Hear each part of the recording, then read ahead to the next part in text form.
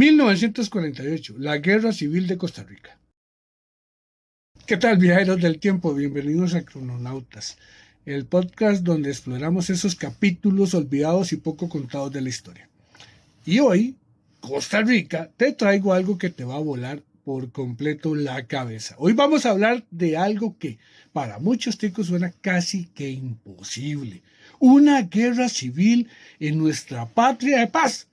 Pues para esto tengo aquí al arqueólogo y profesor de estudios sociales, además de experto en todos estos temas, don Eddie Jiménez. ¿Cómo está, don Eddie? Hola Alex y a todos los crononautas. Hoy nos toca desenterrar el pasado que mucha gente prefiere ignorar. Pero sí, esa Costa Rica de paz, sin ejército, tuvo una guerra civil en 1948 y he de decir que no fue cualquier pleitillo ahí de barrio. ¿Me puedes aclarar por qué rayos en 1948 inicia esta guerra de tiros en Costa Rica? Pues Alex, hay que decir que todo comenzó en las elecciones muy polémicas que hubieron en 1948. Se enfrentan dos grandes bloques. Por un lado estaban los oficialistas, apoyados por el expresidente Rafael Ángel Calderón Guardia, y los comunistas, representados por Manuel Mora. Por el otro lado está la oposición, liderada por Otilio Ulate y los liberacionistas. Ulate ganó las elecciones, pero, sorpresa, en ese tiempo, se anularon los resultados alegando fraude.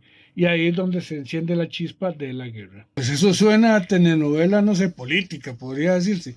¿Y quién es el que inicia este conflicto armado acá en suelo costarricense? Pues hay que mencionar que un personaje muy clave en todo este conflicto es José Figueres Ferrer, conocido como Pepe a través del tiempo.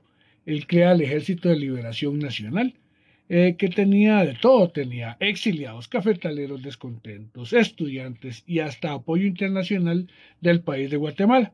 Se enfrentan al gobierno de Teodoro Picado, los calderonistas y los comunistas. Y no crean que esto fue solo una guerra simple, ¿verdad? Fue una guerra realmente de verdad. Cuando se habla de guerra, es una guerra de verdad, o sea, donde hay disparos, trincheras, protestas, pancartas, todo ese tipo de violencia. De tiros de bombas y hasta de aviones. Hubo conflictos en San Isidro, en Cartago, en el Valle Central.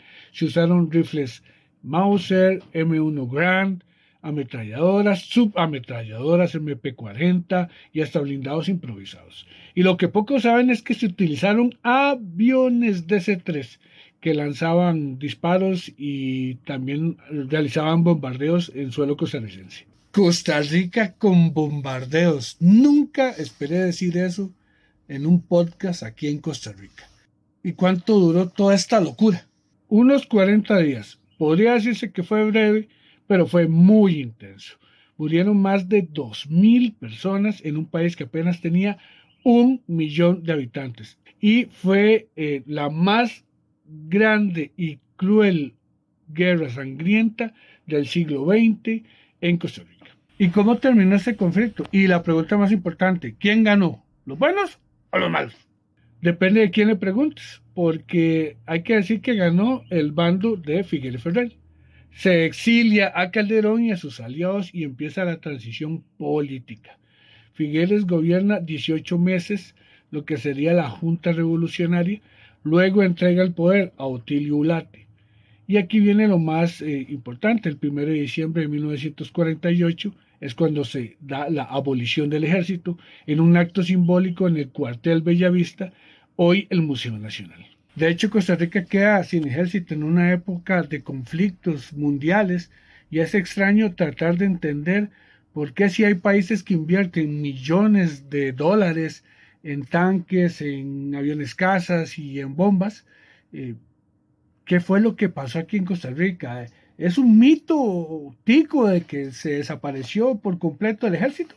Totalmente real. Desde ese día Costa Rica decidió que la educación y la salud valían más que los fusiles. Claro, hay cuerpos de policía y de seguridad, pero ejército permanente no existe. Eso ya nunca más en Costa Rica. Y desde entonces nuestra reputación de país de paz se forja. Aunque, ojo, ¿verdad? Ojo, esa paz costó sangre.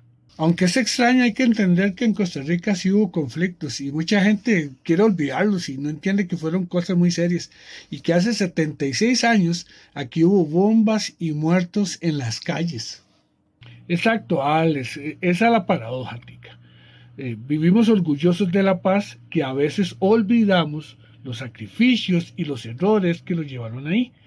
En el 48 no solo fue la guerra, fue el cierre de una etapa de inestabilidad, pero también un recordatorio de que la paz no se regala, se construye y que descuidar la democracia puede tener un alto precio.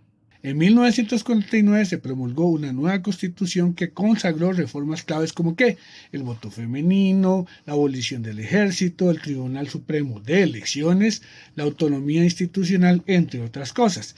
También surgió el Partido Liberación Nacional y por último, la posguerra estuvo marcada de persecución hacia los comunistas y hacia los calderonistas, presión política, exilio. Así que, crononautas, cada vez que escuchen que Costa Rica es un país de paz, siempre hay que recordar que la paz es un privilegio, pero también es un compromiso. Así que, don Eddie, muchas gracias por viajar con nosotros aquí en Crononautas. Pues aquí siempre listo para excavar la historia. Hasta la próxima, crononautas.